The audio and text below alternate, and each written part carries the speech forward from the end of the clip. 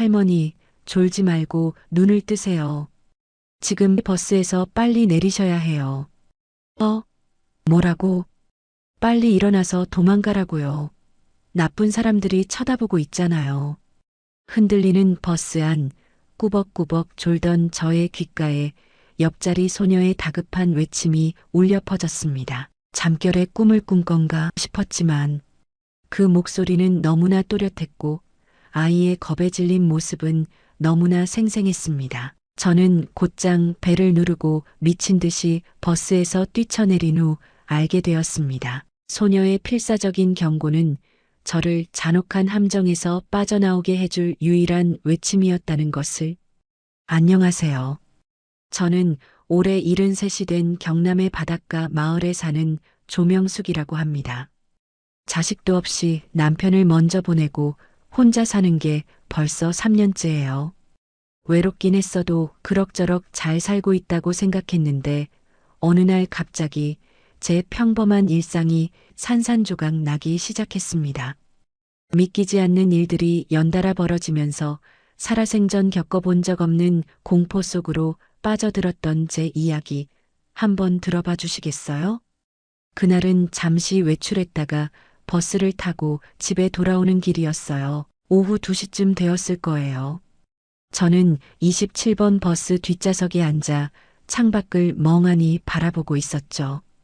그런데 나이가 들어 그런 건지 흔들리는 버스 안에서 자꾸만 눈이 감겨서 저도 모르게 고개를 창문에 기댄 채 꾸벅꾸벅 졸기 시작했습니다. 그때 한 정류장에서 버스가 멈춰 섰습니다. 저는 문이 열리는 소리에 눈을 살짝 떴다가 다시 감았어요. 잠시 후 누군가 제 옆자리에 앉는 기척이 느껴졌습니다. 슬쩍 실눈을 뜨고 옆을 보니 30대 중반으로 보이는 젊은 여자와 12살쯤 되어 보이는 여자아이가 앉아 있었어요. 딱 봐도 엄마와 딸인 것 같았습니다. 아이는 제 옆에서 창밖을 조용히 바라보고 있었고 엄마는 휴대전화만 뚫어져라 들여다보고 있었죠. 저는 별 신경 쓰지 않고 다시 눈을 감았습니다. 버스는 다시 출발했고 덜컹거리는 버스 안에서 저는 반쯤 잠이 든 상태였습니다. 바로 그때였어요. 누군가 제 옷소매를 살며시 잡아당기는 느낌이 들었습니다. 처음엔 그저 착각인 줄 알았어요. 하지만 다시 한번 누군가 제 소매를 조심스럽게 그러나 다급하게 잡아당겼습니다. 저는 화들짝 놀라 눈을 번쩍 떴습니다. 옆자리에 앉은 아이가 저를 빤히 쳐다보고 있었습니다. 그런데 아이의 눈빛이 정말이지 심상치 않았어요. 잔뜩 겁에 질려 파르르 떨리고 있었습니다. 아이는 엄마가 눈치채지 못하게 몸을 제 쪽으로 슬쩍 숙이며 얼굴을 가까이 가져왔어요. 저는 무슨 일인가 싶어 아이를 가만히 바라봤습니다. 그때 아이가 금방이라도 울음이 터질 것 같은 목소리로 속삭였어요. 할머니, 도망쳐요. 저는 순간 제 귀를 의심했습니다. 뭐라고? 그게 무슨 소리니? 제가 되묻자 아이는 더욱 다급하게 더 또렷한 목소리로 말했어요. 빨리 도망치세요. 할머니를 노리는 나쁜 사람들이 있어요. 심장이 바닥으로 쿵 하고 떨어지는 것 같았습니다. 저는 아이에게 대체 무슨 소리인지 더 물어보려고 입을 떼는 순간이었어요. 옆에 앉아있던 엄마가 아이의 팔을 확 낚아챘습니다. 민서야, 지금 뭐 하는 거니? 아이는 깜짝 놀라 아무 말도 하지 못하고 새파랗게 질린 얼굴로 엄마를 올려다봤습니다. 그 사이에 버스가 한 아파트 단지 앞 정류장에 멈춰 섰고 엄마가 벌떡 일어나 아이의 손목을 우악스럽게 잡아 끌며 말했습니다. 내려. 민서라고 불린 아이는 끌려가면서도 제게서 눈을 떼지 못했습니다. 그 눈빛 속에는 간절함과 두려움이 가득했어요. 저는 무슨 말이라도 해야 할 것 같았지만 입이 떨어지지 않았습니다. 모녀는 황급히 버스에서 내렸어요. 저는 그 자리에 얼어붙은 채 아이가 사라진 버스 뒷문만 멍하니 바라봤습니다. 버스는 다시 출발했고 제 머릿속은 백지장처럼 하얘졌어요. 도대체 저 아이는 무슨 말을 한 걸까요? 누가 저를 노리고 있다는 걸까요? 손이 사시나무 떨리듯 부들부들 떨렸습니다. 저는 저도 모르게 가방을 꽉 움켜쥐었어요. 아이의 철없는 장난일까요? 아니면 정말로 제게 무슨 끔찍한 일이 생기려는 걸까요? 버스에서 내려 집으로 걸어가는 내내 불안한 마음에 계속 뒤를 돌아봤어요. 누군가 저를 따라오는 것 같은 오싹한 기분이 들었습니다. 하지만 뒤에는 아무도 없었어요. 그저 제 착각이길 간절히 바랬습니다. 그런데 아파트 현관 앞에 도착해 열쇠를 꺼내 문을 열려는 순간 이상한 점을 발견했어요. 도어락 바로 위에 흰색 분필로 그려진 이상한 문이었죠. 동그라미 안에 세모가 그려져 있고 그 옆에 알 수 없는 기호 같은 게 적혀 있었습니다. 저는 손을 뻗어 무늬를 만져봤어요. 분필 가루가 손에 하얗게 묻어났습니다. 아파트 복도를 오가는 아이들이 장난으로 그린 거겠지. 저는 그렇게 생각하며 손바닥으로 무늬를 쓱쓱 지워버렸습니다. 문을 열고 집 안으로 들어갔지만 마음 한구석이 계속해서 불편했습니다. 버스에서 만난 아이의 겁에 질린 얼굴과 현관문이 이상한 무늬가 자꾸만 떠올랐어요. 저는 고개를 세차게 저으며 생각을 떨쳐냈습니다. 너무 예민하게 구는 거라고 스스로를 다독였죠. 저녁 식사 후 TV를 켜도 드라마가 귀에 들어오지 않아 저는 마음을 다스리려 창문 쪽으로 걸어가 커튼을 걷었습니다. 밤 9시쯤 되었을 시간이라 아파트 단지는 조용했습니다. 가로등 불빛 아래로 산책하는 사람들만 보였죠. 그런데 화단 근처에서 이상한 걸 발견했습니다. 두 명의 남자가 미동도 없이 서 있는 것을요. 다른 사람들처럼 산책하는 것도 아니고 그저 우두커니 서서 위를 올려다보고 있었습니다. 틀림없이 제가 사는 쪽을 바라보고 있는 것 같았어요. 한 명은 검은색 점퍼를 입고 있었고 다른 한 명은 회색 모자를 푹 눌러 쓰고 있었죠. 낯선 얼굴의 두 사람이 저랑 눈이 마주친 것 같아 저는 황급히 커튼을 확 쳐버렸어요. 등줄기를 타고 식은땀이 흘러내렸습니다. 혹시 저 사람들이 저를 감시하고 있는 걸까요? 아니겠죠? 그럴 리가 없어요. 그냥 우연히 이쪽을 보고 있었을 뿐이겠죠. 저는 안정을 찾으려고 애썼습니다. 하지만 불안한 마음을 떨칠 수가 없었어요. 그날 밤 저는 뜬 눈으로 밤을 새웠습니다. 자다가도 작은 소리만 나면 벌떡벌떡 깼어요. 다음 날 아침 일어났을 때는 온몸이 두들겨 맞은 듯 쑤셨습니다. 저는 억지로 세수를 하고 옷을 갈아입고는 오늘은 아무 일 없이 평소처럼 지내야 한다고 몇 번이고 다짐했어요. 그리고는 습관처럼 신문을 가지러 가려고 현관문을 열었죠. 혹시나 하는 생각에 어제 무늬를 지운 자리를 다시 봤지만 다행히 깨끗했어요. 하지만 그날 저녁 볼 일이 있어 다시 문을 열었을 때 저는 그 자리에 얼어붙고 말았습니다. 어제와 똑같은 무늬가 또 그려져 있었어요. 이번엔 더 또렷하게, 더 크고 섬뜩하게 그려져 있었습니다. 저는 온몸에 소름이 돋았어요. 무엇인지 모르겠지만 굉장히 기분 나쁜 일이 벌어지고 있는 것 같아 소름이 끼쳤습니다. 저는 황급히 문을 쾅 닫고 안으로 들어갔어요. 손이 덜덜 떨려서 잠금 장치를 거는 것도 힘들 정도였죠. 그날부터 며칠 동안 저는 끔찍한 공포에 시달렸습니다. 누군가 저를 계속 지켜보고 있다는 느낌에 숨이 막혔어요. 그 화단 근처에서 본 남자들은 그림자처럼 자꾸 나타났어요. 때로는 한 명만, 때로는 두 명이 함께요. 그리고 밤마다 전화벨이 지옥 소리처럼 울렸습니다. 벌벌 떨며 전화를 받으면 아무 소리도 들리지 않았어요. 그저 섬뜩한 숨소리만 수화기 너머로 들려올 뿐이었습니다. 저는 미친 사람처럼 소리쳤어요. 당신 누구야? 대체 나한테 왜 이러는 거야? 하지만 대답은 없었습니다. 제 목소리를 한참 듣고는 조용히 끊어버렸어요. 저는 하루하루 피가 마르며 완전히 지쳐갔습니다. 혼자 사는 힘없는 늙은이에게 대체 누가 왜 이런 짓을 하는 걸까요? 저는 아무것도 가진 게 없는데 말이에요. 그 후 사흘째 되던 날 아침이었습니다. 저는 여느 때처럼 신문을 가지러 현관문을 열었다가 그 자리에 얼어붙고 말았습니다. 목이 꺾인 비둘기 한 마리에게서 선홍색 피가 흘러나와 차가운 복도 바닥을 흥건하게 적시고 있었어요. 저는 뒷걸음질 치며 문틀을 붙잡고 소리쳤습니다. 으악!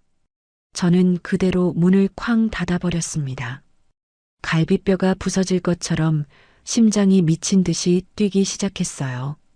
도대체 누가, 대체 어떤 사람이 이런 끔찍한 짓을 한 걸까요?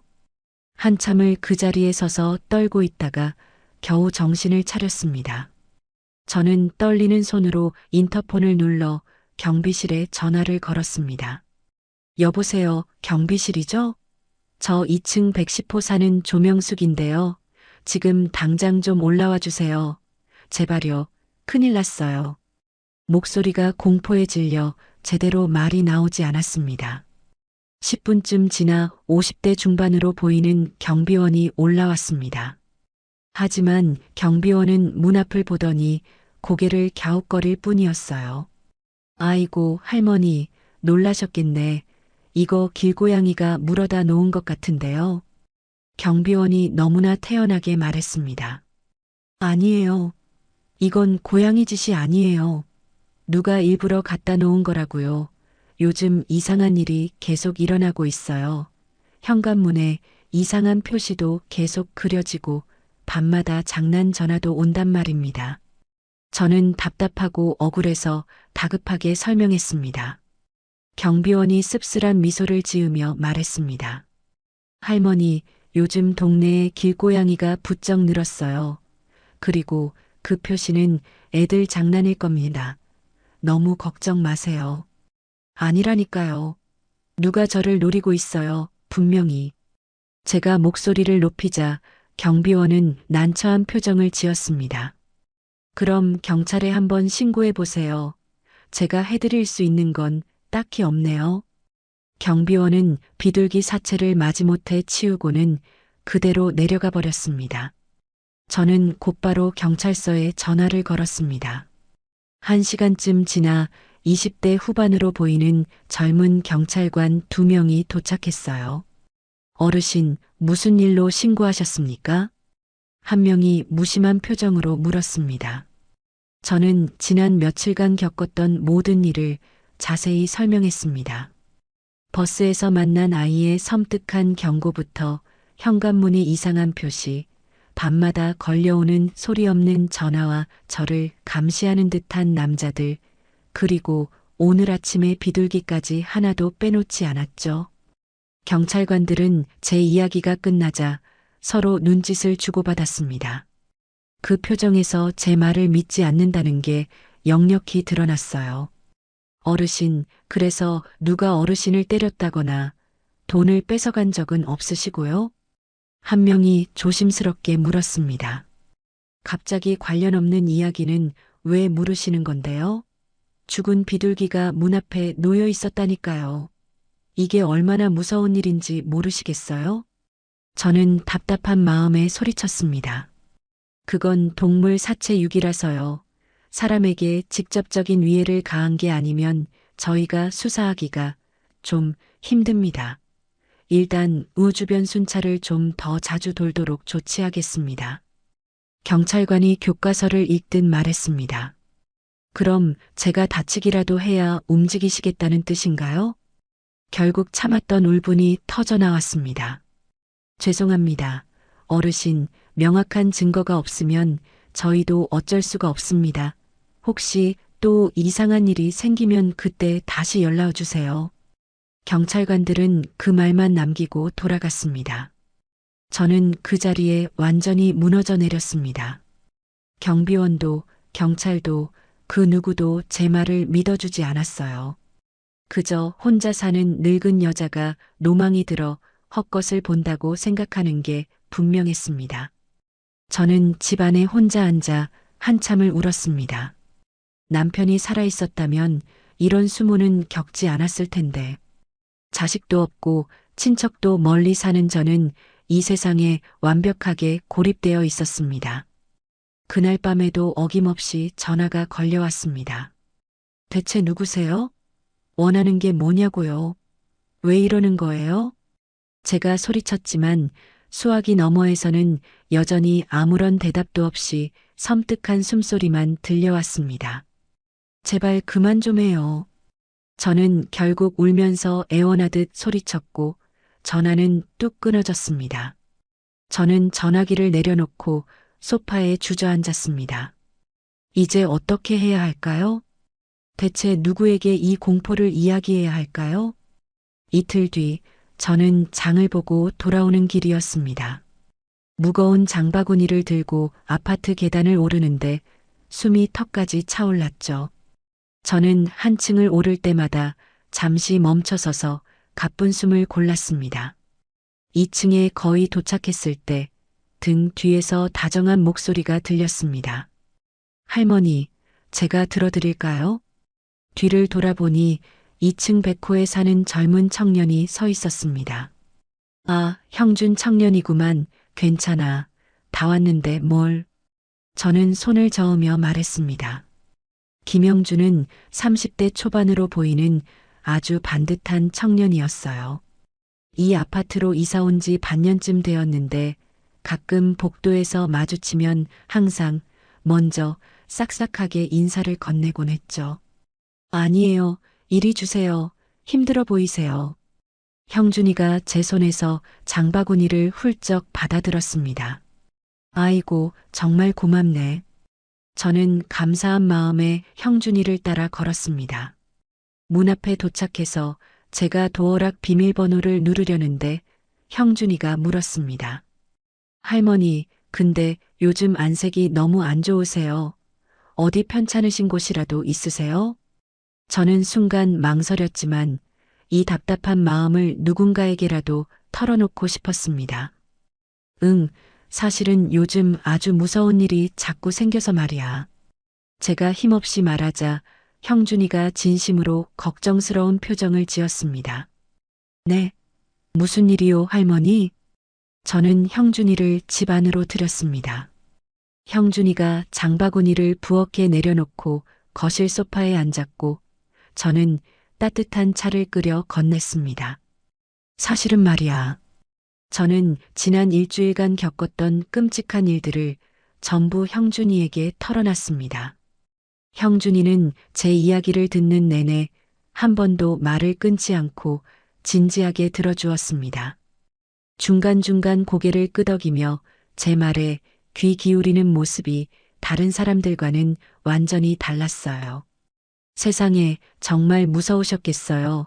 그런데 경찰이 그렇게 형식적으로만 대처했다니 너무하네요. 형준이가 자기 일처럼 공감하며 말했습니다. 그러게 말이다. 아무도 내 말을 믿어주지 않으니 기가 막힐 노릇이야. 저는 깊은 한숨을 쉬었습니다. 할머니, 우선 저 현관문 잠금 장치부터 바꾸시는 게 어때요? 지금 쓰시는 도어락이 너무 오래된 구형 모델 같던데요. 형준이가 해결책을 제안했습니다. 그래. 그럼 그걸 어떻게 하면 되니? 제가 묻자 형준이가 환하게 웃었습니다. 제가 인터넷으로 알아봐 드릴게요. 요즘 나온 디지털 도어락은 보안 기능이 훨씬 좋거든요. 정말 고맙구나, 형준아. 저는 처음으로 안도의 한숨을 내쉴 수 있었습니다. 며칠 뒤 형준이는 약속대로 최신형 디지털 도어락을 들고 와서 직접 달아주었습니다. 지문 인식도 되고 비밀번호도 훨씬 복잡하게 설정할 수 있는 아주 튼튼한 물건이었죠. 이제 밤에 주무실 때 훨씬 안전할 거예요, 할머니. 형준이가 땀을 닦으며 말했습니다. 이거 얼마니? 내가 돈을 줘야지, 어서. 제가 지갑을 찾자 형준이가 손사래를 쳤습니다. 아유, 아니에요. 이웃끼리 당연히 서로 도와야죠. 그 뒤로 형준이는 저를 가족처럼 살뜰히 챙겨주었습니다. 제가 장을 보고 돌아오면 어느새 나타나 짐을 들어주었고 가끔은 맛있는 반찬을 사서 가져다 주기도 했어요.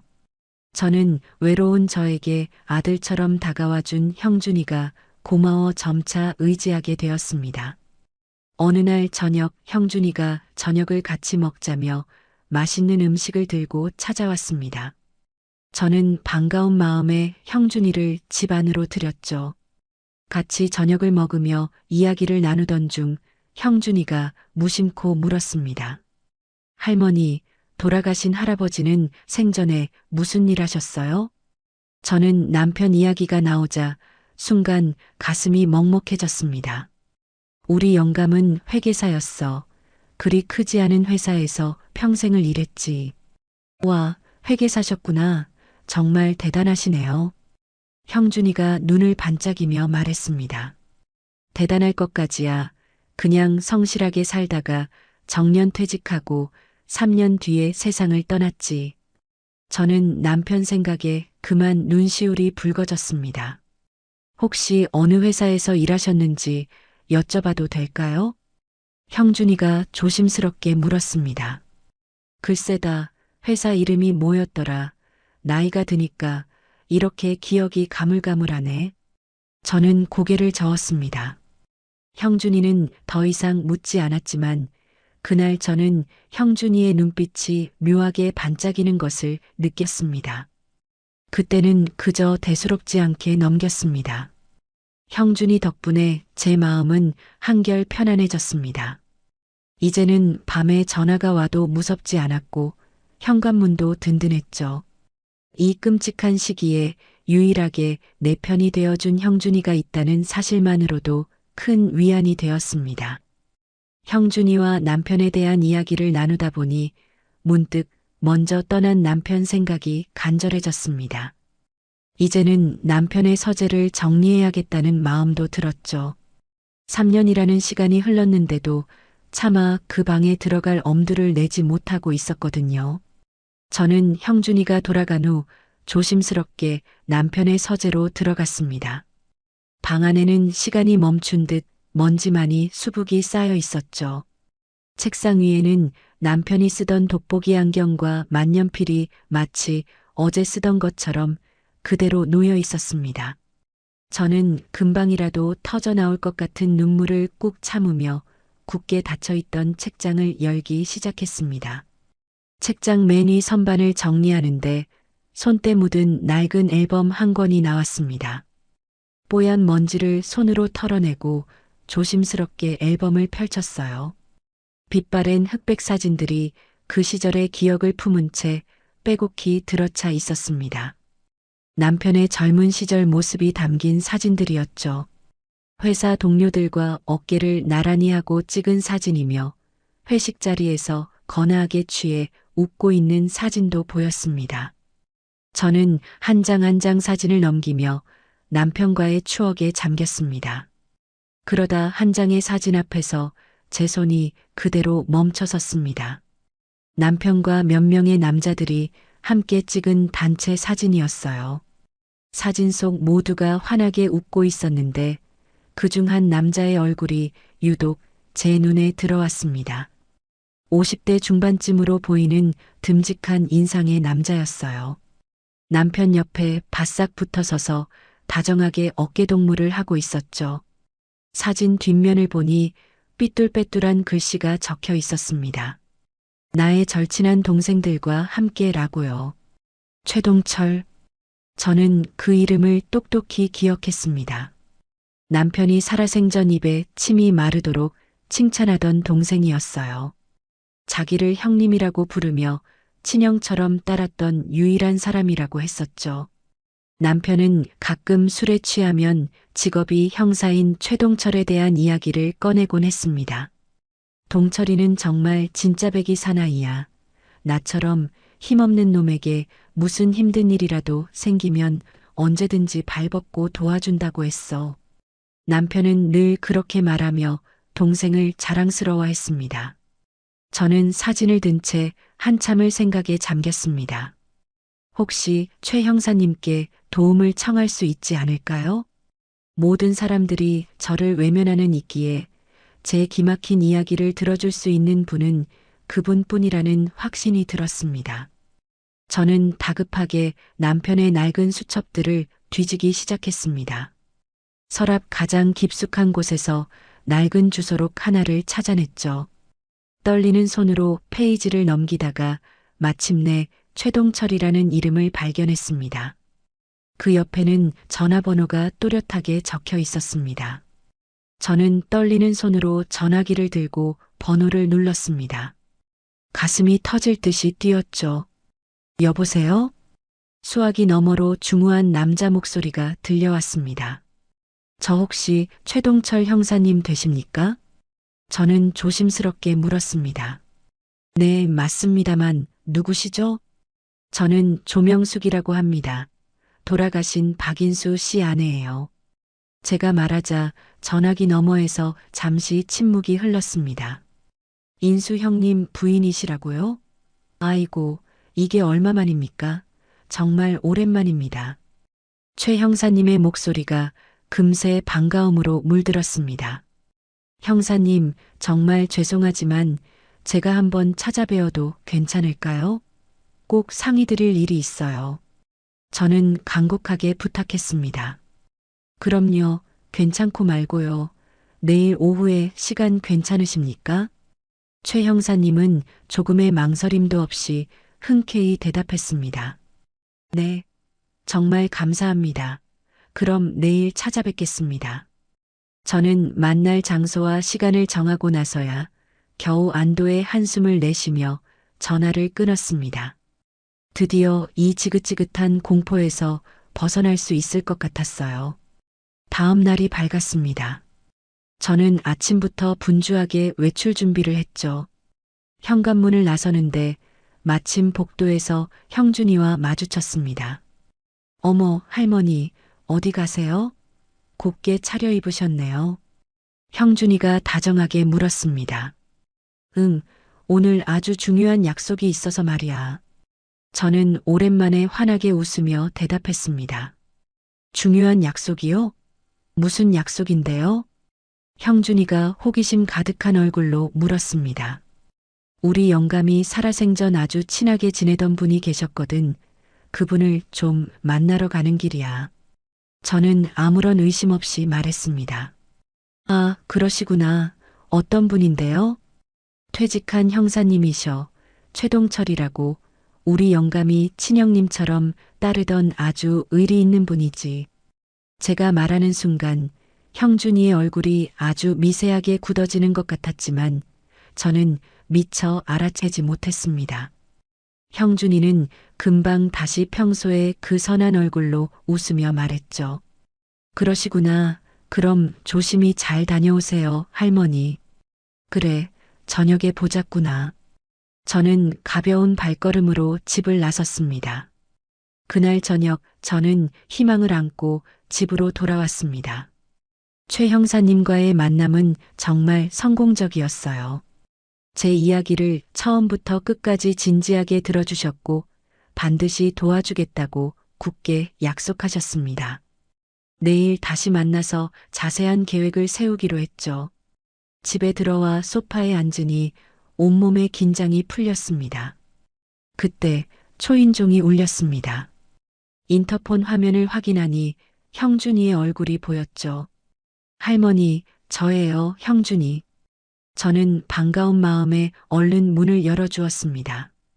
형준이는 쟁반을 들고 조심스럽게 들어왔어요. 쟁반 위에는 김이 모락모락 나는 따뜻한 차 한 잔이 놓여 있었습니다. 오늘 중요한 약속 다녀오시느라 피곤하시죠? 제가 할머니 드리려고 허브차 한 잔 끓여왔어요. 이게 마음 안정에 그렇게 좋대요. 형준이가 언제나처럼 서글서글하게 웃으며 말했습니다. 아이고, 우리 형준이는 마음도 어쩜 이렇게 예쁘니. 정말 고맙구나. 저는 아무런 의심 없이 차를 받아들었습니다. 그나저나 오늘 만나신 분은 어떠셨어요? 잘 해결될 것 같으세요? 형준이가 걱정스러운 듯 물었습니다. 그럼 아주 그냥 장군처럼 든든한 분이시더라고. 저는 차를 홀짝이며 기분 좋게 대답했습니다. 차는 달콤하면서도 끝맛이 약간 썼습니다. 진한 허브향이 코끝을 맴돌았죠. 저는 고마운 마음에 차를 남김없이 다 마시고 찻잔을 내려놓았습니다. 내일도 그분을 다시 만나기로 했어. 이제 다 잘 될 거야. 제가 말하자 형준이가 알 수 없는 표정으로 고개를 끄덕였습니다. 그런데 바로 그 순간 갑자기 머리가 핑 도는 것처럼 어지러워지기 시작했습니다. 눈앞의 모든 것이 흐릿하게 번졌죠. 형준아, 나 왜 이러지? 머리가. 저는 소파 팔걸이를 붙잡았지만 몸에 힘이 쭉 빠져나갔습니다. 형준이의 얼굴이 2개, 3개로 겹쳐 보였고 저는 그대로 정신을 잃고 말았습니다. 얼마나 시간이 흘렀을까요? 저는 지끈거리는 머리를 부여잡고 천천히 눈을 떴습니다. 온몸이 물먹은 솜처럼 무거웠어요. 그때 희미하게 둔탁한 소리가 들려왔습니다. 사람들이 집안의 무언가를 정신없이 뒤지는 소리였습니다.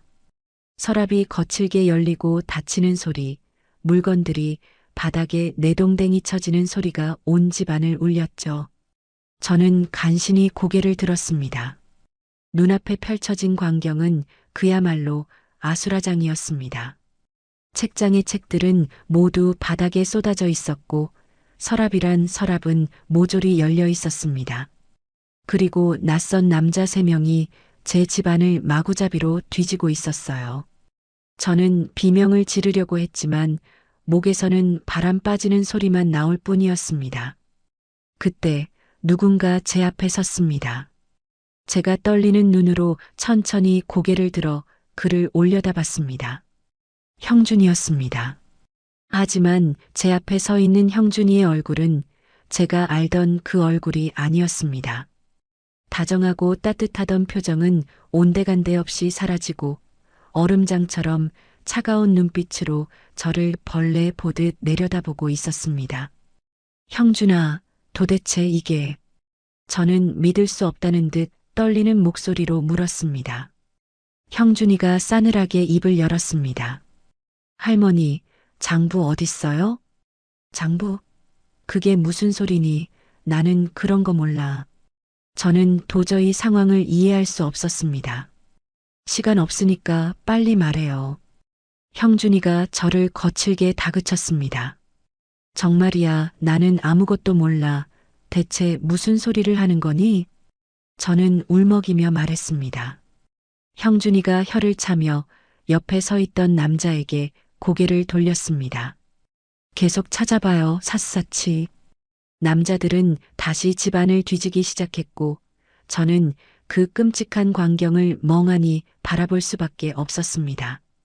형준이가 제 앞에 쪼그리고 앉아 제 턱을 거칠게 잡아 올렸습니다. 할머니, 순순히 협조하시는 게 신상에 좋을 겁니다. 저는 배신감과 공포에 온몸을 떨었습니다. 그토록 믿고 의지했던 사람에게 이렇게 처참하게 배신당했다는 충격이 너무나 컸습니다. 일으켜. 형준이가 차갑게 명령했습니다. 남자 1명이 제 팔을 우악스럽게 잡아 저를 억지로 일으켜 세웠어요.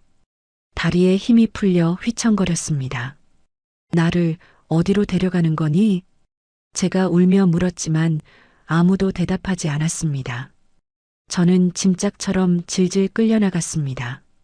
아파트 지하 주차장에는 시커먼 승합차 한 대가 시동을 켠 채 대기하고 있었죠. 저는 그대로 차에 실렸습니다. 차는 총알처럼 빠르게 달리기 시작했고 저는 어디로 끌려가는 건지 알 수 없었습니다. 1시간쯤 달렸을까요? 차가 멈춰섰고 저는 거칠게 그 남자들에 이끌려 내려졌습니다.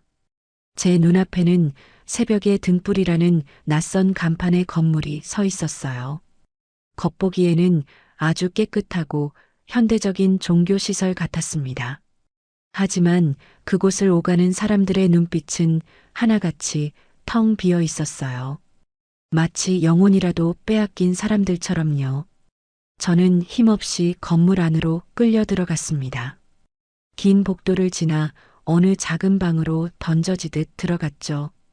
방 안에는 낡은 의자 하나만 덩그러니 놓여 있었습니다. 남자들이 의자에 저를 앉혔고 형준이가 제 앞에 섰어요. 여기가 대체 어디니? 제가 떨리는 목소리로 물었습니다. 곧 알게 되실 겁니다. 형준이는 그 말만 남기고 차갑게 방을 나갔습니다. 저는 칠흑 같은 어둠과 공포 속에 혼자 남겨졌습니다. 온몸이 주체할 수 없이 떨려왔죠. 얼마나 지났을까요? 문이 열리는 소리가 들렸고 저는 반사적으로 고개를 들었습니다. 문 앞에는 12살쯤 되어 보이는 여자아이 하나가 서 있었습니다. 순간 제 심장이 멎는 것 같았습니다. 그 아이는 바로 버스에서 제게 경고했던 바로 그 아이, 민서였습니다. 민서는 저를 보자마자 눈이 토끼처럼 커졌습니다. 얼굴이 새하얗게 질렸죠. 할머니. 민서가 금방이라도 울음을 터뜨릴 듯한 목소리로 저를 불렀습니다. 그리고는 겁에 질려 뒷걸음질을 쳤습니다. 그 순간 저는 모든 것을 깨달았습니다. 이곳이 바로 모든 끔찍한 일의 시작점이었다는 것을요. 민서가 저에게 필사적으로 경고했던 바로 그곳. 제가 빠져나와야만 하는 거대하고 잔혹한 함정이었습니다. 민서가 겁에 질린 얼굴로 사라진 뒤 굳게 닫혔던 문이 다시 열렸습니다. 이번에는 60대 초반으로 보이는 한 남자가 들어왔어요. 머리부터 발끝까지 온통 흰색 두루마기 같은 것을 걸치고 있었는데 그 모습이 꼭 저승사자 같아 온몸에 소름이 돋았습니다. 남자는 방 안을 천천히 둘러보더니 제 앞에 놓인 의자에 태연하게 앉았죠. 조명숙 씨, 처음 뵙겠습니다. 남자가 아주 차분하고 나긋나긋한 목소리로 말했습니다. 당신은 누구죠? 저는 떨리는 목소리로 겨우 물었습니다. 저는 이곳 새벽의 등불을 이끄는 사람입니다. 사람들은 저를 교주라고 부르더군요. 남자가 인자한 미소를 지으며 말했지만 그 눈빛은 조금도 웃고 있지 않았습니다. 대체 왜 무슨 이유로 저를 이런 곳까지 끌고 온 거죠? 제가 분노를 참지 못하고 따졌습니다. 교주가 몸을 제 쪽으로 기울이며 속삭이듯 말했어요. 남편분께서 저희에게 잠시 빌려가신 물건이 있습니다. 그저 그것을 돌려받으러 왔을 뿐입니다. 네, 무슨 물건 말씀이신데요? 저는 정말 아무것도 몰라요. 저는 진심으로 영문을 몰라 그렇게 말했습니다. 장부요, 박인수 씨가 우리 조직에서 가지고 나간 바로 그 장부 말입니다. 교주의 목소리가 순식간에 낮고 차갑게 변했습니다. 장부라니요? 처음 듣는 소리예요. 우리 영감은 평생을 성실하게 산 평범한 회계사였어요. 저는 억울함에 항변했습니다. 교주가 마치 세상에서 가장 재미있는 이야기를 들었다는 듯 비웃음을 터뜨렸어요. 평범한 회계사라고요? 박인수 씨는 우리 조직의 모든 검은 돈을 관리하던 사람이었습니다. 그리고 죽기 직전 조직의 목숨줄과도 같은 중요한 장부를 빼돌렸지요. 저는 그 말을 도저히 믿을 수가 없었습니다. 제 남편이 이런 끔찍한 조직과 연루되어 있었다니요. 거짓말. 우리 영감은 절대로 그런 사람이 아니었어요. 제가 절규하듯 소리쳤습니다. 믿고 싶지 않으시겠지요. 하지만 안타깝게도 그게 사실입니다. 그 장부에는 우리 조직의 모든 비자금 내역이 아주 낱낱이 담겨 있어요. 우리는 그것을 반드시 찾아야만 합니다. 교주가 단호하게 말했습니다. 정말 모른다니까요? 저는 결국 울음을 터뜨리고 말았습니다. 괜찮습니다. 천천히, 아주 천천히 생각해 보세요. 남편분께서 그 중요한 물건을 어디에 숨겨뒀을지 말입니다. 교주가 자리에서 일어났습니다. 저를 언제까지 여기에 가둬둘 셈입니까? 제가 두려움에 떨며 물었습니다. 장부를 우리 손에 넘겨주실 때까지요. 교주는 그 말만 남기고는 미련 없이 방을 나갔습니다.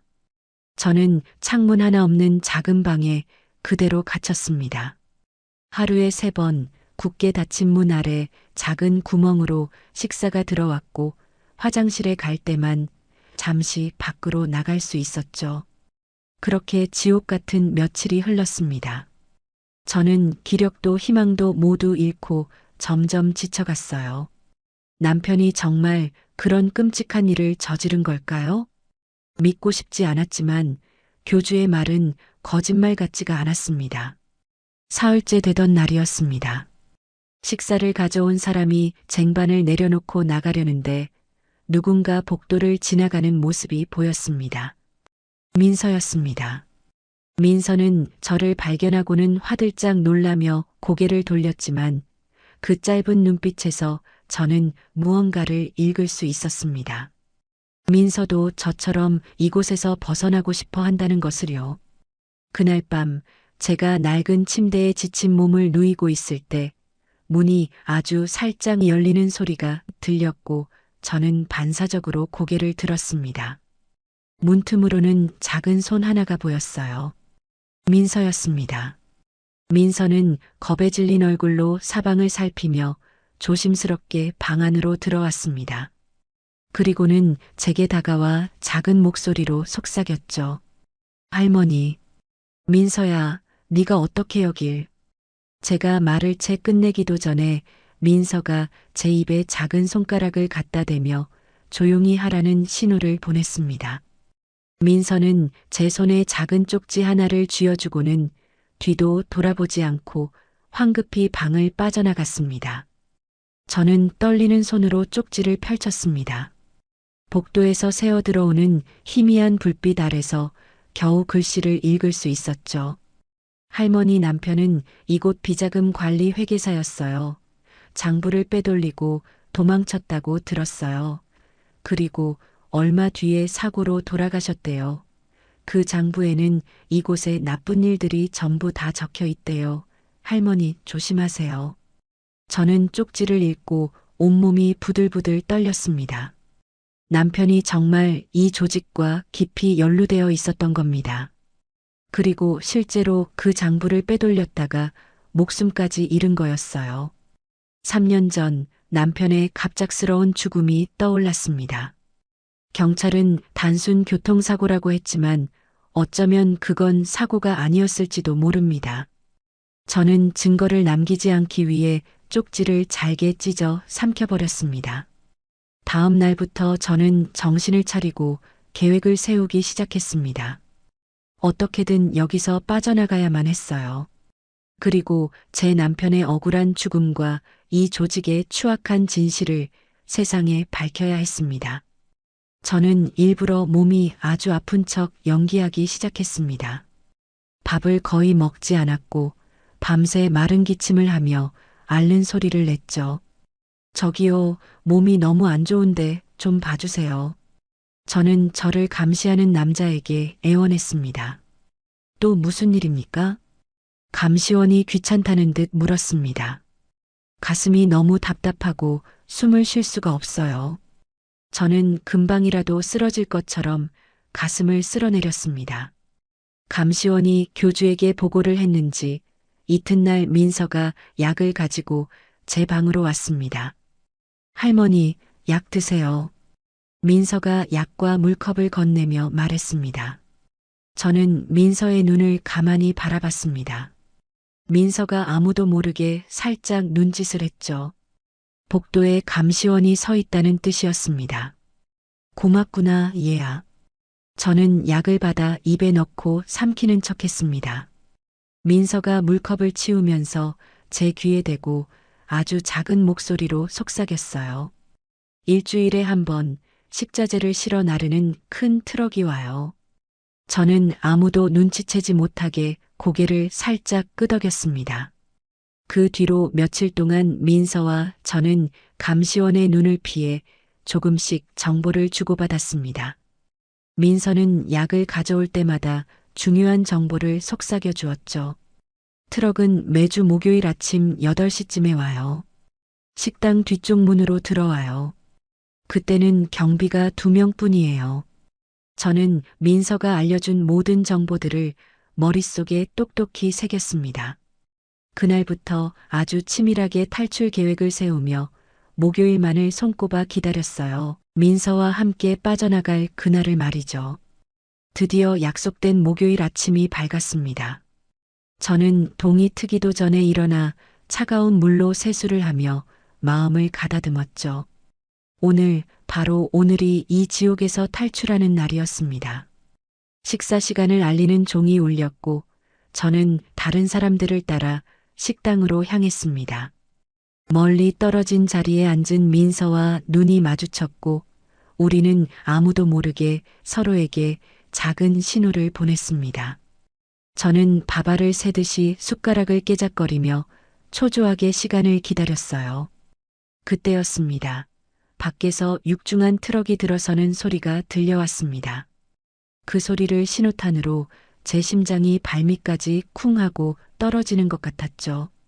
저는 밥을 먹는 둥 둥하던 숟가락을 내려놓고 그대로 가슴을 움켜쥐며 식탁 위로 고꾸라졌습니다. 으윽!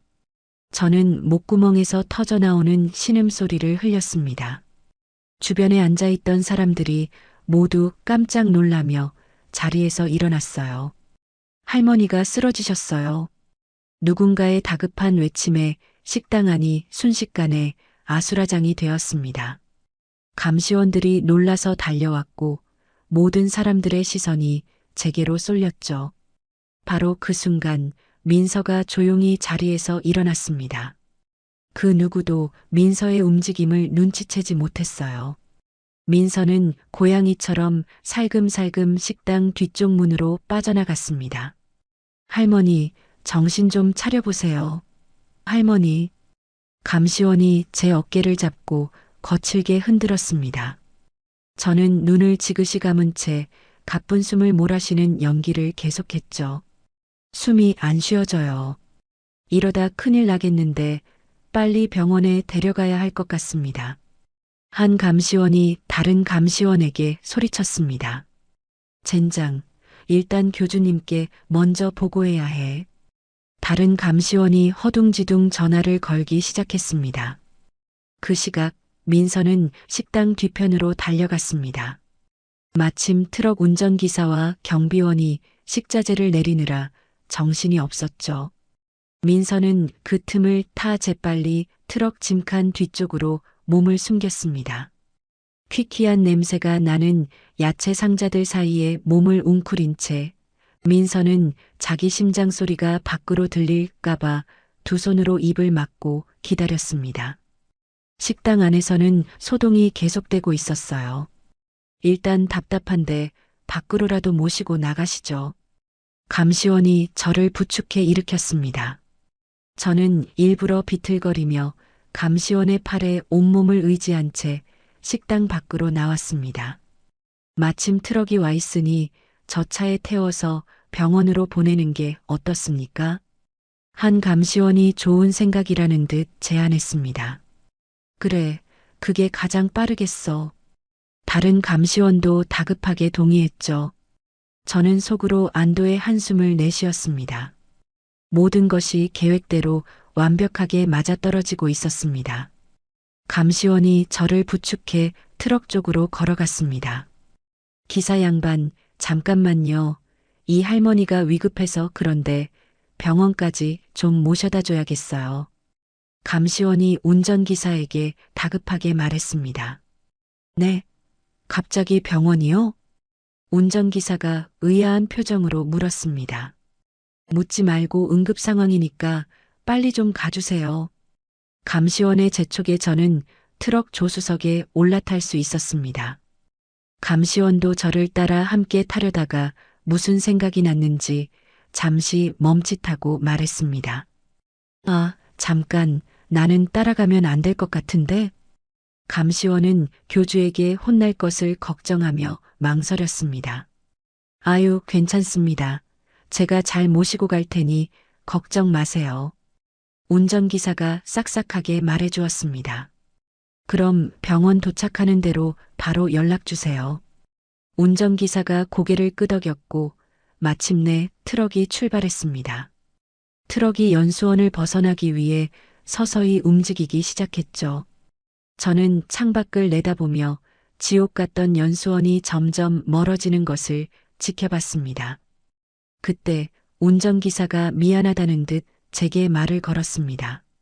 할머니, 정말 죄송한데요. 제가 가는 길에 배송지 한 곳만 잠깐 들렀다 가도 괜찮을까요? 바로 근처라 정말 금방 끝납니다. 저는 순간 가슴이 철렁 내려앉았지만 이내 안도했습니다. 오히려 시간을 벌 수 있는 좋은 기회였어요. 네, 그럼요. 괜찮습니다. 아까보다 몸이 좀 괜찮아진 것 같으니 천천히 일 보고 오셔요. 저는 일부러 더 온화한 목소리로 고개를 끄덕였습니다. 그렇게 1시간쯤 달렸을까요? 트럭은 익숙한 동네로 들어서더니 제 눈에 익은 아파트 단지의 지하 주차장으로 들어섰습니다. 바로 제가 살던 아파트였어요. 이곳이 운전기사가 말한 배송지였던 겁니다. 바로 그때였습니다. 주차장 입구에서 갑자기 검은색 승용차 한 대가 나타나더니 트럭 바로 앞을 가로막았습니다. 어이쿠, 깜짝이야. 운전을 왜 저따구로 해? 운전기사가 욕을 하며 급브레이크를 밟았습니다.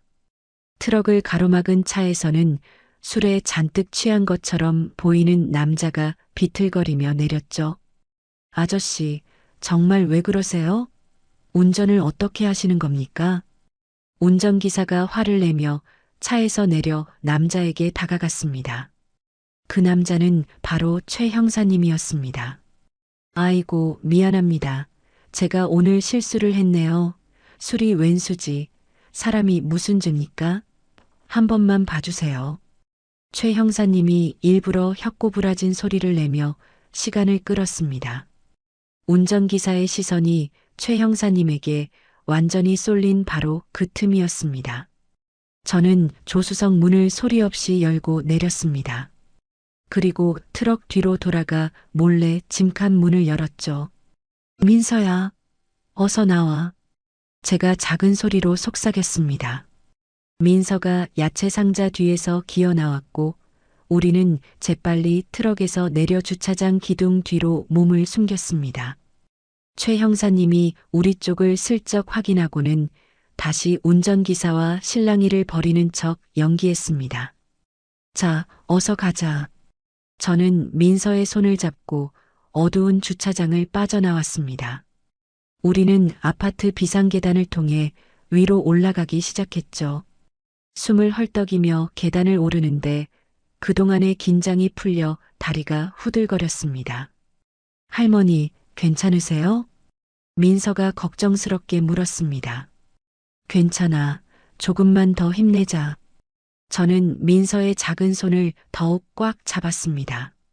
2층에 도착했지만 제 집으로 가는 것은 위험했습니다. 분명 그들이 집을 지키고 있을 테니까요. 그때 뒤에서 최 형사님이 따라 올라왔습니다. 할머니, 이쪽입니다. 어서요. 최 형사님은 우리를 위층의 반대편 끝으로 데려갔습니다. 3층 105호 낯선 집 앞에서 멈춰섰죠. 최 형사님이 망설임 없이 초인종을 눌렀습니다. 아, 아침부터 누구야 또. 안에서 잔뜩 신경질이 섞인 목소리가 들렸습니다. 나야, 최동철. 최 형사님이 대답하자 문이 벌컥 열렸습니다. 70대 후반으로 보이는 할머니 한 분이 매서운 눈으로 우리를 훑어봤죠. 자니가 여긴 어쩐 일이야? 할머니가 퉁명스럽게 물었습니다. 누님, 급한 일이라 그래. 잠시만 좀 들어가도 될까? 최 형사님이 간곡하게 말했습니다.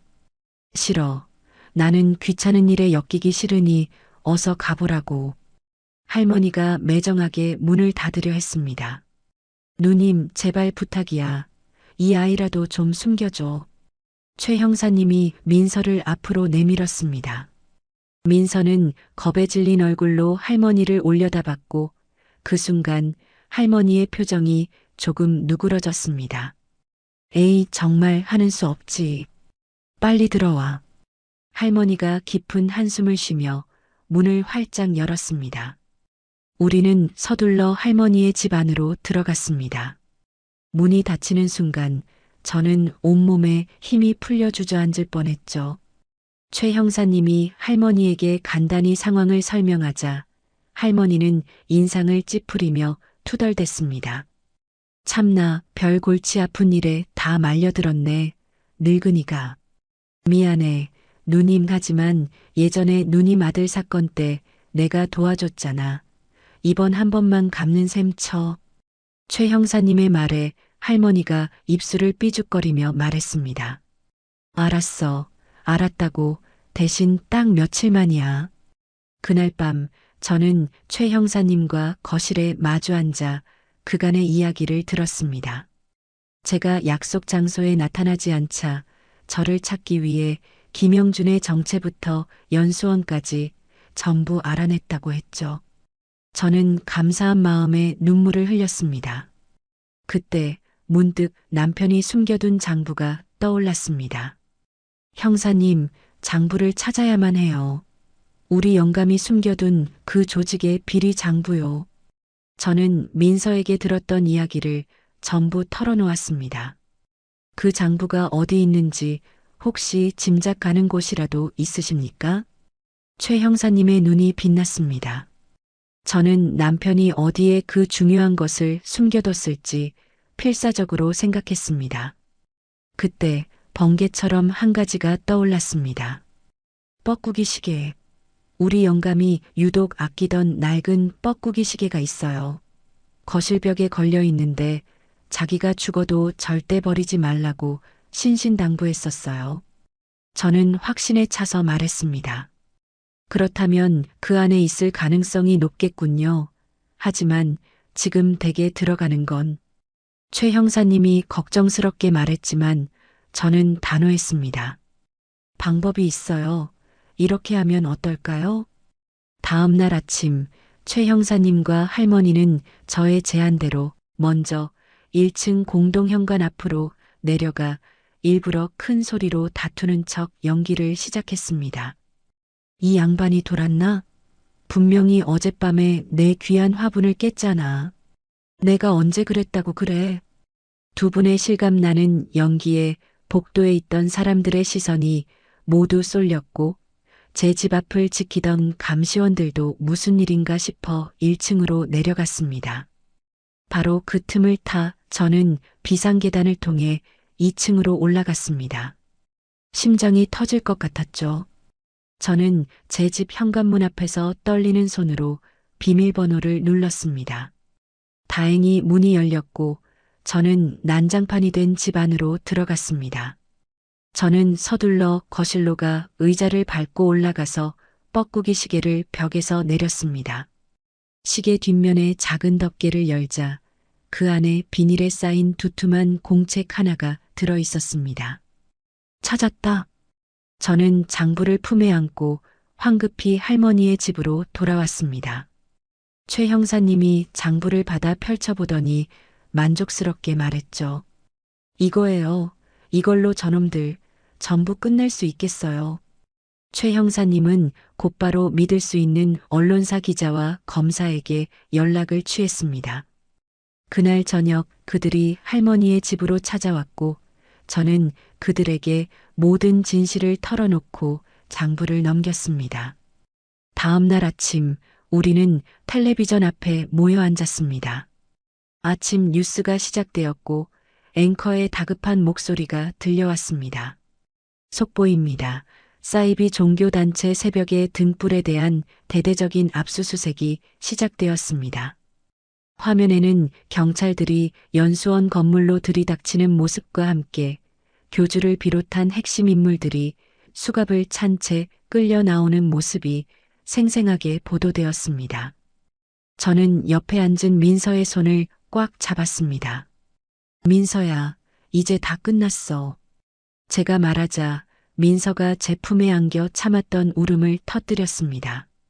저도 민서를 부둥켜 안고 함께 울었습니다. 길고 길었던 악몽이 드디어 끝나는 순간이었습니다. 하지만 잠깐의 평화는 정말 뜬구름처럼 짧았습니다. 더 거대하고 시커먼 공포가 또다시 우리를 덮쳐오고 있었습니다. 일주일이 지났을까요? 새벽의 등불 사건은 여전히 매일같이 뉴스에서 떠들어댔고 저는 그 추악한 비리가 세상에 드러나는 것을 보며 이제 정말 모든 것이 끝났다고 믿었습니다. 민서와 저는 최 형사님이 마련해 주신 할머니의 집에서 조용히 상처를 보듬으며 지내고 있었죠. 그러던 어느 날 아침이었습니다. 뉴스를 보던 최 형사님의 얼굴이 돌처럼 굳어졌습니다. 이럴 수가 말도 안 돼. 최 형사님이 나지막이 중얼거렸습니다. 형사님, 무슨 일 있으세요? 제가 묻자 최 형사님이 굳은 얼굴로 텔레비전 화면을 가리켰습니다. 화면에는 교주가 수많은 기자들에게 둘러싸여 법원을 빠져나오는 모습이 나오고 있었어요. 교주가 풀려났다고 합니다. 구속이 마땅하지 않다고 석방 결정이 났어요. 제 심장이 미친 듯이 두근두근대기 시작했어요. 네, 어떻게 그럴 수가 있어요? 그놈이 저지른 짓이 있는데? 저는 믿을 수 없다는 듯 소리쳤습니다. 증거가 불충분하다는 게 이유랍니다. 돈으로 대한민국 최고의 변호사들을 전부 사들인 모양입니다. 최 형사님이 분하다는 듯 인상을 찌푸렸습니다. 그럼 이제 어떻게 되는 건가요? 저는 불안감에 떨리는 목소리로 물었습니다. 일단 불구속 상태로 재판을 받게 되겠죠. 하지만 최 형사님이 말을 멈췄습니다. 하지만요? 하지만 뭐요, 형사님? 저는 다급하게 물었습니다. 그놈 성격에 가만히 있지 않을 겁니다. 반드시 복수를 계획할 거예요. 형수님, 당분간 외출도 삼가시고 무슨 일이 있어도 몸을 조심하셔야 합니다. 최 형사님의 얼굴이 그 어느 때보다 심각했습니다. 그날 저녁 더 충격적인 소식이 들려왔습니다. 보석으로 풀려난 교주가 종적을 감췄다는 뉴스였어요. 집에도 연고지에도 나타나지 않은 채 연기처럼 사라져버렸다고 했습니다. 이건 아주 좋지 않은 신호입니다. 최 형사님이 낮은 목소리로 말했습니다.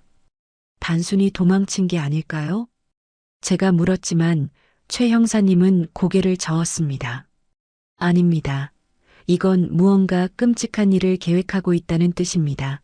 형수님, 더 이상 여기에 머물 수 없습니다. 우리는 그날 밤 쫓기듯이 짐을 쌌습니다. 경찰의 삼엄한 보호를 받으며 아무도 모르는 은신처로 옮겨야만 했죠. 할머니, 나 너무 무서워요. 민서가 겁에 질려 제 손을 꽉 잡았습니다. 괜찮아. 우리 민서, 괜찮아. 저기 형사님이 우리를 꼭 지켜주실 거야. 저는 민서를 꼭 안아주었지만 제 목소리도 떨리고 있었습니다. 우리는 할머니 집을 나와 서울 외곽의 허름한 여관으로 몸을 숨겼습니다. 사복 경찰들이 여관 주변을 철통같이 지키고 있었지만 제 불안한 마음은 조금도 가시지 않았어요. 그렇게 사흘째 되던 날이었습니다. 좁은 방 안에만 갇혀 있는 것이 저도 민서도 너무나 답답했죠. 형사님, 저희 잠깐만 밖에 나가면 안 될까요? 바로 앞 공원이라도요. 제가 조심스럽게 물었습니다. 최 형사님은 잠시 망설이다가 고개를 끄덕였습니다. 알겠습니다. 하지만 절대 멀리 가시면 안 됩니다. 제가 바로 옆에서 따라가겠습니다. 우리는 여관 근처의 작은 공원으로 향했습니다. 사람의 발길이 드문 아주 조용한 곳이었죠. 민서는 오랜만에 바깥 공기에 아이처럼 기뻐 보였습니다. 할머니, 저기 그네 있어요. 나 그네 타고 싶어요. 민서가 제 손을 잡아 끌었습니다. 그래, 우리 민서 그네 타러 가자. 저는 민서를 따라 웃으며 걸었습니다. 최 형사님은 조금 떨어진 벤치에 앉아 매서운 눈으로 주변을 살폈습니다. 할머니, 더 높이 밀어주세요. 민서가 까르르 웃으며 말했습니다. 저는 그 모습을 보며 잠시 모든 시름을 잊을 수 있었습니다. 바로 그때였습니다. 공원 반대편 도로에서 끔찍한 굉음이 들렸습니다. 쾅! 자동차들이 서로 부딪히는 끔찍한 사고 소리였죠. 공원에 있던 모든 사람들이 비명을 지르며 소리가 난 쪽으로 우르르 달려갔습니다. 최 형사님도 자리에서 벌떡 일어났어요. 민서야, 잠깐만 여기 꼼짝 말고 있어. 할머니가 무슨 일인지 얼른 보고 올게. 저는 민서에게 말하고 사고 현장을 보려고 몇 걸음 걸어갔습니다. 제가 고개를 돌린 시간은 정말이지 눈 깜짝할 사이 겨우 10초쯤이었을까요? 그 순간 등 뒤에서 타이어가 아스팔트에 갈리는 급브레이크 소리가 들렸습니다. 저는 화들짝 놀라 뒤를 돌아봤습니다. 시커먼 승합차 한 대가 그네 바로 앞에 서 있었고 차 문은 활짝 열려 있었는데 글쎄 민서가 보이지 않았습니다. 민서야? 저는 민서의 이름을 외치며 있는 힘을 다해 달려갔습니다. 하지만 차는 이미 거친 엔진 소리를 내며 출발하고 있었어요. 창문 너머로 겁에 질려 하얗게 질린 민서의 얼굴이 보였습니다. 민서야, 안 돼. 민서야. 저는 미친 사람처럼 울부짖으며 차를 쫓아 달렸습니다. 하지만 제 늙은 다리로 차를 따라잡을 수는 없었어요. 차는 순식간에 제 시야에서 사라져 버렸고 저는 그 자리에 그대로 주저앉아 버렸습니다. 민서야. 눈물이 비오듯 쏟아졌습니다. 최 형사님이 뒤늦게 달려와 물었습니다. 형수님, 무슨 일입니까? 민서를 저놈들이 데려갔어요. 저는 땅을 치며 울부짖었습니다. 최 형사님의 얼굴이 새하얗게 질렸습니다. 차 번호는 보셨습니까? 아니요. 너무 갑자기 일어난 일이라 아무것도 못 봤어요. 저는 고개를 저을 수밖에 없었습니다. 모든 것이 계획된 것이었습니다. 교통사고는 우리의 시선을 돌리기 위한 잔혹한 함정이었어요. 제가 한순간의 방심으로 민서를 지키지 못했습니다. 그날 밤 11시쯤 되었을 때 제 휴대전화가 날카롭게 울렸습니다. 화면에는 모르는 번호가 떠 있었죠. 저는 떨리는 손으로 전화를 받았습니다. 여보세요? 수화기 너머로 지옥에서나 들을 법한 익숙한 목소리가 들려왔습니다. 바로 교주의 목소리였습니다. 조명숙 씨, 오랜만입니다. 얼음장처럼 차갑고 섬뜩한 목소리였어요. 네 이놈, 민서 어디로 데려간 거야? 당장 내놔. 저는 이성을 잃고 소리쳤습니다. 하하, 아이는 아주 안전하게 있습니다. 아직까지는 말이죠. 교주가 비웃듯 말했습니다. 제발 민서한테는 손대지 마세요. 저는 결국 애원했습니다. 그건 조명숙 씨에게 달렸습니다. 그게 무슨 소리요? 장부 원본을 가지고 오세요. 경찰놈들이 가진 건 결국 사본에 불과하지 않습니까? 장부는 이미 검찰에 전부 다 넘겼소. 거짓말, 당신 남편만큼 꼼꼼한 사람이 원본을 그렇게 쉽게 넘겼을 리가 없지. 원본 마지막 장에만 적혀 있는 게 있을 텐데요. 내 해외 비밀 계좌에 접근 코드 말입니다. 교주의 목소리가 낮게 으르렁거렸습니다. 저는 그제야 깨달았습니다. 장부 마지막 페이지의 의미를 알 수 없었던 그 숫자들이 바로 그것이었어요. 내일 밤 10시까지 장부 원본을 가지고 혼자 오세요. 만약 경찰에게 알리거나 꼼수를 부리면 그 아이는 다시는 볼 수 없을 겁니다. 교주가 장소를 알려주고는 전화를 끊었습니다. 저는 휴대전화를 쥔 채 부들부들 떨었습니다. 최 형사님이 제 옆에 앉아 모든 것을 듣고 있었죠. 형사님, 저 어떻게 해요? 형수님, 이건 명백한 함정입니다. 최 형사님이 단호하게 말했습니다. 하지만 안 가면 민서가. 저는 차마 말을 잇지 못하고 울먹였습니다. 경찰과 함께 가야만 합니다. 작전을 짜서 움직여야 해요. 그럼 민서가 죽어요. 저놈들은 약속을 안 지킬 놈들이라고요. 저는 절망감에 소리쳤습니다. 형수님, 제발 진정하세요. 최 형사님이 제 어깨를 잡았지만 제 머릿속은 이미 하얗게 비어 있었습니다.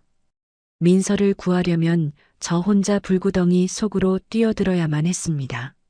하지만 그건 자살행위나 다름없었죠. 저는 그야말로 절체절명의 선택 앞에 서 있었습니다. 그날 밤 저는 단 한숨도 잠을 이루지 못했습니다. 어둠 속에서 눈을 감으면 겁에 질린 민서의 얼굴이 떠올라 가슴이 갈기갈기 찢어지는 것 같았죠. 최 형사님 역시 밤새 잠들지 못한 채 쉴 새 없이 어딘가로 전화를 걸고 있었습니다. 다음 날 아침 뜬 눈으로 밤을 새운 제게 최 형사님이 다가왔습니다. 그의 얼굴에는 밤샘의 피곤함 대신 비장한 결의가 서려 있었죠. 형수님, 제가 믿을 만한 사람들에게 도움을 청했습니다. 최 형사님이 낮은 목소리로 말했습니다. 믿을 만한 사람들이요? 경찰은 안 된다고 하지 않으셨어요? 제가 물었습니다. 네, 공식적으로 경찰이 움직일 수는 없습니다. 교주놈이 그 사실을 알게 되면 민서가 더 위험해지니까요. 하지만 비공식적으로는 가능합니다. 최 형사님이 제게 설명했습니다. 저와 생사고락을 함께했던 옛 동료들입니다. 지금은 모두 은퇴했지만 실력만큼은 여전히 최고인 베테랑 형사들이죠. 그날 오후 약속이라도 한 듯 3명의 남자들이 여관으로 찾아왔습니다. 모두 60대 전후로 보이는 분들이었죠. 세월의 흔적이 엿보이는 얼굴이었지만 그 눈빛만큼은 젊은 시절의 형사처럼 날카롭게 살아있었습니다. 이 사람아, 얼마만인가, 동철이. 한 분이 최 형사님의 어깨를 툭 치며 웃었습니다. 다들 와주어서 정말 고맙네. 내가 자네들에게 어려운 부탁 하나 하려고 하네. 최 형사님이 말했습니다. 어려운 부탁은 무슨, 자네 부탁이라면 우리가 목숨이라도 못 내놓겠나? 다른 분이 호탕하게 대답했습니다. 최 형사님이 그간의 모든 상황을 설명하자 형사님들의 얼굴이 순식간에 심각해졌습니다. 감히 어린아이를 납치해? 천하의 몹쓸 놈들이구만. 한 분이 단호하게 말했습니다. 우리는 좁은 여관방에 둘러앉아 작전을 짜기 시작했습니다. 최 형사님이 낡은 지도를 펼쳤죠. 약속 장소는 여기 서울 외곽에 버려진 폐공장이야. 최 형사님이 지도의 한 지점을 가리켰습니다. 작전은 이렇습니다. 조명숙님께서 약속대로 정문으로 들어가시는 동안 우리는 세 방향으로 나뉘어 외곽에서부터 포위망을 좁혀 들어갑니다. 한 형사님이 설명했습니다. 형수님, 정말 괜찮으시겠습니까? 아주 위험할 수 있습니다. 최 형사님이 걱정스러운 눈으로 저를 바라봤습니다. 괜찮습니다. 내 손으로 민서를 구해내야지요. 저는 흔들림 없는 목소리로 단호하게 대답했습니다. 형수님, 이걸 가지고 가십시오. 한 형사님이 제게 작은 물건 하나를 건넸습니다. 손안에 쏙 들어오는 작은 가스총이었어요. 호신용입니다. 위급할 때 얼굴에 뿌리면 잠시 눈을 뜨지 못할 겁니다. 저는 떨리는 손으로 가스총을 받아들었습니다. 형수님, 저희가 반드시 지켜드리겠습니다. 그러니 너무 걱정 마십시오. 최 형사님이 제 손을 따뜻하게 꽉 잡아주었습니다. 마침내 운명의 밤이 되었습니다. 우리는 약속 장소인 폐공장으로 향했죠. 저는 최 형사님의 차를 타고 갔고 다른 형사님들은 각자의 차를 몰아 어둠 속으로 스며들었습니다. 공장에서 500m쯤 떨어진 곳에서 차가 멈춰 섰습니다. 형수님, 여기서부터는 혼자 걸어가셔야 합니다. 최 형사님이 말했습니다. 알겠습니다. 저는 장부 원본이 든 가방을 꼭 껴안았습니다. 저희는 정확히 10분 뒤에 진입하겠습니다. 그때까지만 어떻게든 시간을 끌어주십시오. 최 형사님의 말에 저는 고개를 끄덕이고 차에서 내렸습니다. 칠흑 같은 어둠 속을 걸어 거대한 공장으로 향하는데 심장이 목구멍까지 차오르는 것 같았습니다. 폐공장은 거대한 괴물처럼 으스스한 기운을 내뿜고 있었습니다. 깨진 창문 사이로 음산한 바람 소리가 들려왔죠. 저는 녹슨 철문을 밀고 안으로 들어갔습니다. 공장 안은 텅 비어 있었고 천장에 달린 희미한 전구 하나만이 공간을 밝히고 있었어요. 왔군요. 어둠 속에서 교주의 목소리가 들려왔습니다. 그가 천천히 모습을 드러냈고 그의 옆에는 민서가 서 있었습니다. 민서의 입에는 두꺼운 테이프가 붙어 있었고 두 손은 밧줄로 꽁꽁 묶여 있었죠. 민서야. 제가 소리치자 민서가 저를 보며 눈물을 뚝뚝 흘렸습니다. 장부는 가져왔겠지? 교주가 물었습니다. 여기 있소. 저는 가방에서 장부를 꺼내 들어 보였습니다. 그것부터 이리 던지시오. 교주가 명령했습니다. 실토. 우리 민서부터 먼저 보내주시오. 제가 맞받아쳤습니다. 하하, 그건 안 될 말이죠. 장부가 진짜인지 먼저 확인을 해야 하지 않겠습니까? 교주가 저를 비웃었습니다. 저는 잠시 망설였지만 선택의 여지가 없었습니다. 저는 장부를 교주 앞 바닥으로 던졌습니다. 교주가 장부를 집어들고 빠르게 페이지를 넘기며 확인했죠. 마지막 페이지에 적힌 숫자들을 보더니 그는 아주 만족스러운 표정을 지었습니다. 좋습니다. 역시 내 예상이 맞았어. 진짜 원본이 있었군. 교주가 승리에 취해 중얼거리는 바로 그때였습니다. 저는 민서를 향해 전력을 다해 달려갔습니다. 못들 하고 있어. 저 할망구를 당장 막아. 교주가 당황해서 소리쳤고 그의 수하 2명이 제 앞을 가로막았습니다.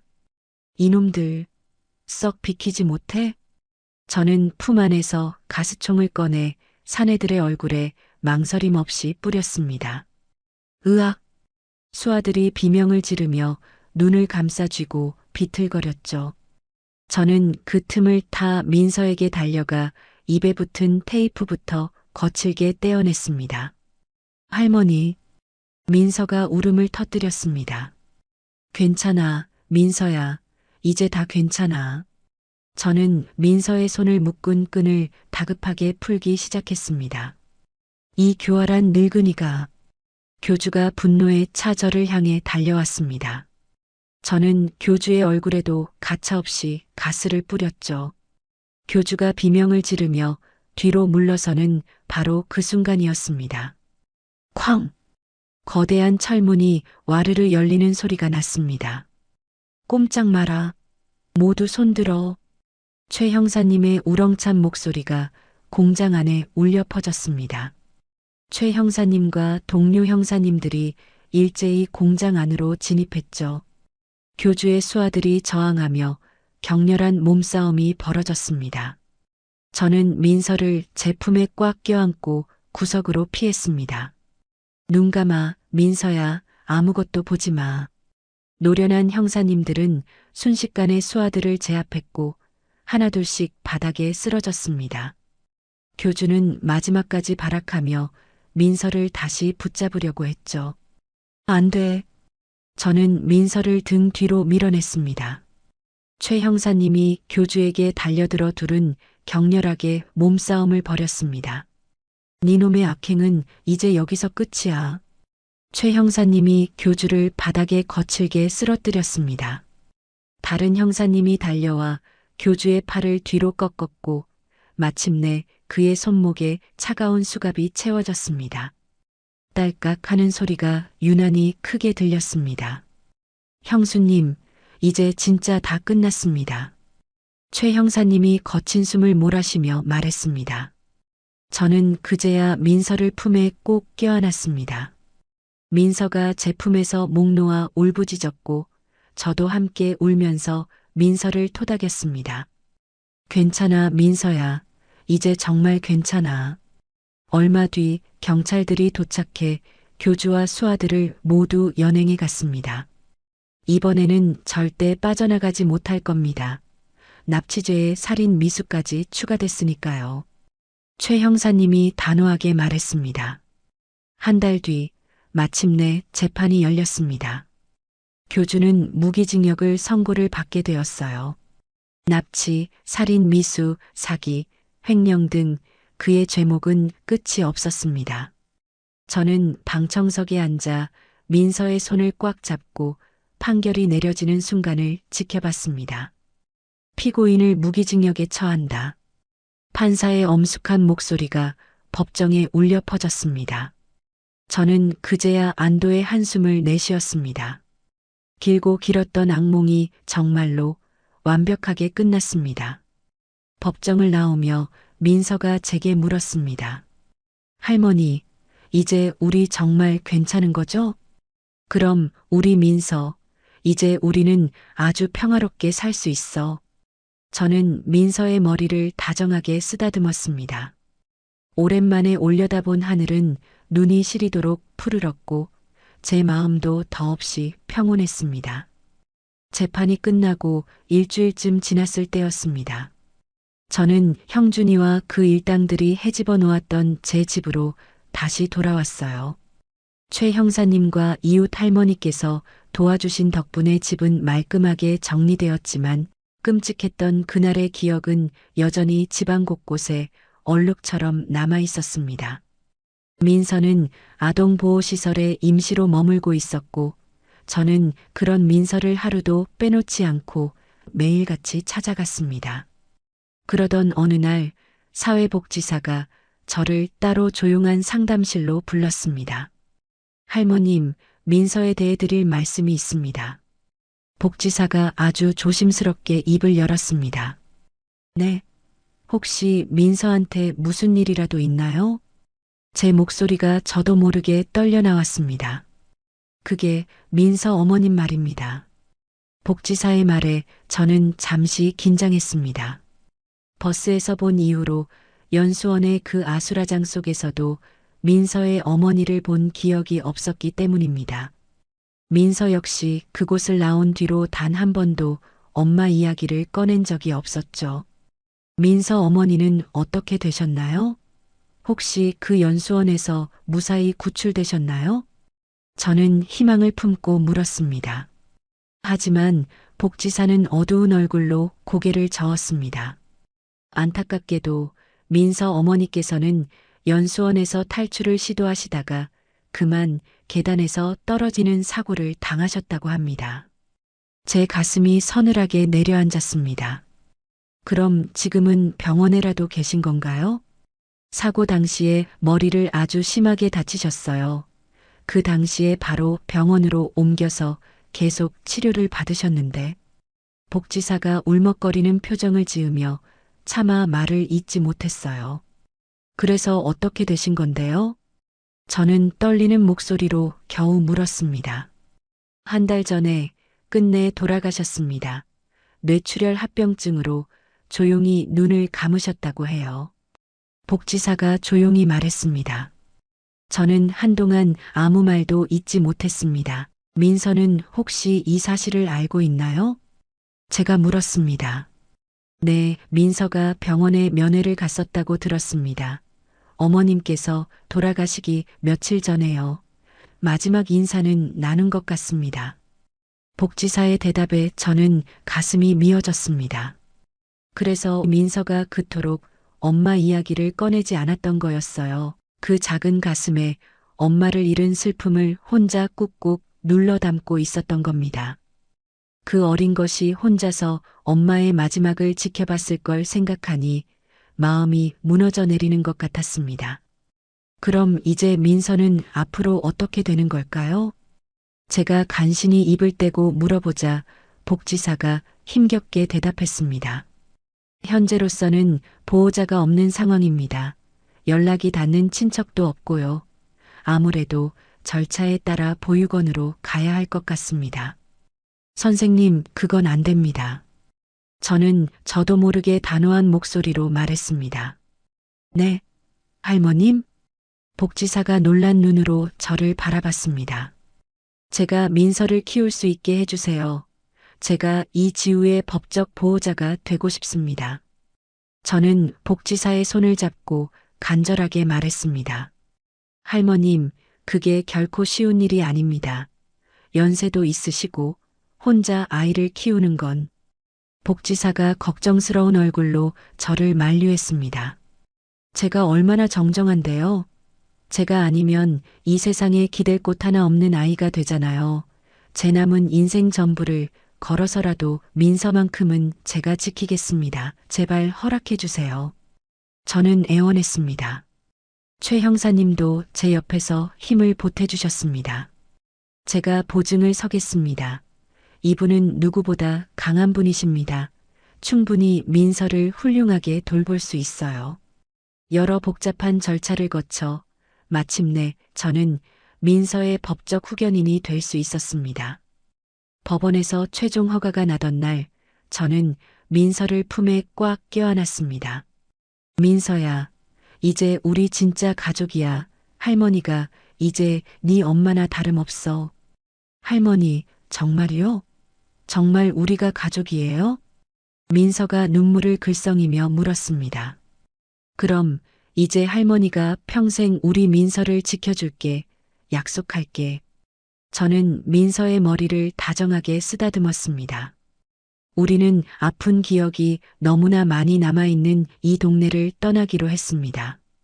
그리고 수소문 끝에 조용한 바닷가 마을에 작은 집을 구했죠. 이삿짐을 싸는 날 최 형사님이 마지막으로 저희를 찾아와 도와주셨습니다. 형수님, 새로운 곳에서는 부디 아픈 기억 모두 잊고 행복하게 사셔야 합니다. 최 형사님이 말씀하셨습니다. 형사님, 그동안 정말 감사했습니다. 형사님이 아니었다면 저희 둘 다 지금 이 세상에 없었을 거예요. 저는 깊이 고개를 숙였습니다. 인수 형님이 하늘에서 다 보고 계실 겁니다. 아주 잘한 결정입니다. 최 형사님이 제 어깨를 툭툭 두드려 주셨습니다. 바닷가 마을의 작은 집은 소박하지만 아늑했습니다. 창문을 열면 시원한 바다 내음과 함께 푸른 파도가 한눈에 들어왔죠. 민서는 그 집을 보자마자 처음으로 환한 웃음을 보였습니다. 할머니, 여기 정말 예뻐요. 바다가 바로 앞에 보여요. 민서가 아이처럼 집 안을 뛰어다녔습니다. 그렇지? 이제부터 여기가 우리 집이야. 여기서 우리 둘이 아주 행복하게 살자. 저는 웃으며 말했습니다. 시간이 흐르면서 민서는 조금씩 아주 천천히 변해갔습니다. 처음에는 밤마다 악몽에 시달리며 울면서 깼지만 점차 편안하게 잠드는 날이 많아졌죠. 새로운 학교에도 다시 다니기 시작했습니다. 그렇게 1년이라는 시간이 흘렀습니다. 어느 화창한 토요일 오후였어요. 저는 민서와 함께 마을의 작은 도서관에서 책을 정리하는 봉사활동을 하고 있었습니다. 그때 도서관 문이 조심스럽게 열렸습니다. 한 젊은 여자가 6살쯤 되어 보이는 어린아이의 손을 잡고 안으로 들어왔죠. 여자의 얼굴 한쪽에는 시퍼런 멍이 들어 있었습니다. 눈빛은 무언가에 쫓기는 사람처럼 불안하고 초조해 보였죠. 그녀는 계속해서 주변을 살피며 두리번거렸습니다. 저는 그 모습을 보는 순간 숨이 턱 막혔습니다. 꼭 1년 전 지옥 같던 그때의 제 모습을 보는 것만 같았죠. 여자가 구석진 자리에 아이와 함께 앉았습니다. 아이도 엄마를 닮아 잔뜩 겁을 먹은 표정이었습니다. 저는 망설이지 않고 주방으로 가 따뜻한 차 2잔을 준비했습니다. 저기 실례지만 날이 추운데 따뜻한 차 1잔 드시겠어요? 저는 여자에게 다가가 최대한 부드러운 목소리로 조심스럽게 말했습니다.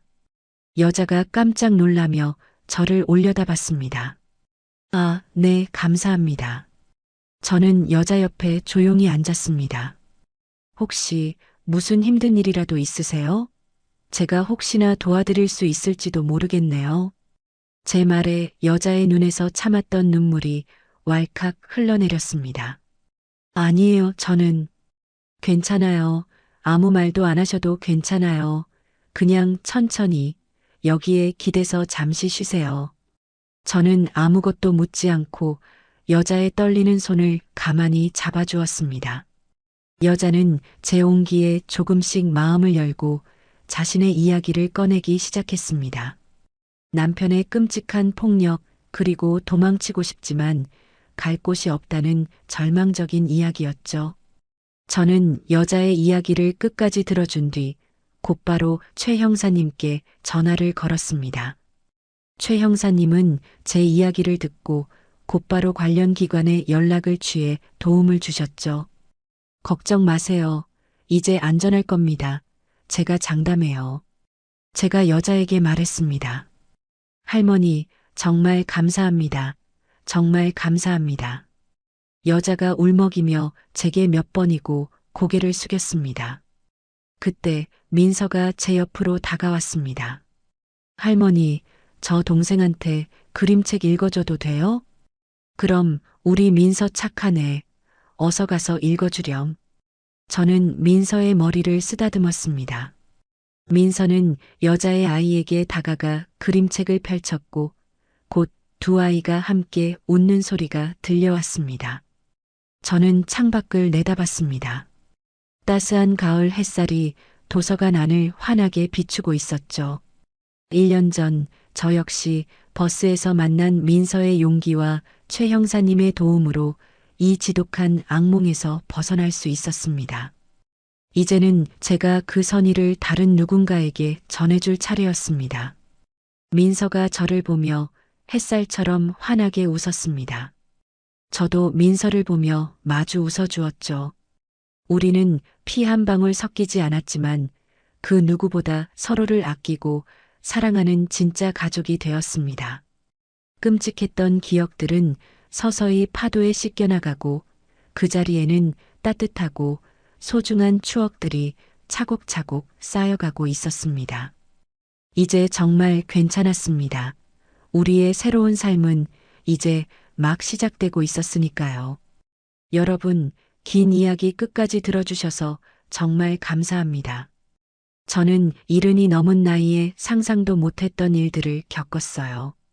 평범하게 살아온 제 인생이 어느 날 갑자기 악몽 같은 소용돌이에 휘말렸죠. 하지만 그 속에서 민서라는 소중한 가족을 만났습니다. 혼자였다면 절대 이겨낼 수 없었을 거예요. 버스에서 저를 구하려 했던 민서의 용기, 최 형사님의 도움, 이웃 할머니의 선의가 저를 살렸습니다. 작은 손길 하나하나가 모여 기적을 만들어냈어요. 세상에는 여전히 어둠이 있지만 그 어둠을 밝히는 작은 불빛들도 분명 존재합니다. 누군가 힘들어하고 있다면 손 내밀어 주세요. 그 작은 용기가 한 사람의 인생을 바꿀 수 있습니다. 저와 민서는 이제 바닷가 마을에서 행복하게 살고 있어요. 매일 아침 바다를 보며 감사하는 마음으로 하루를 시작합니다. 이야기를 끝까지 들어주신 분이 계시다면 잘 들었다고 댓글 하나만 남겨주세요. 감사합니다.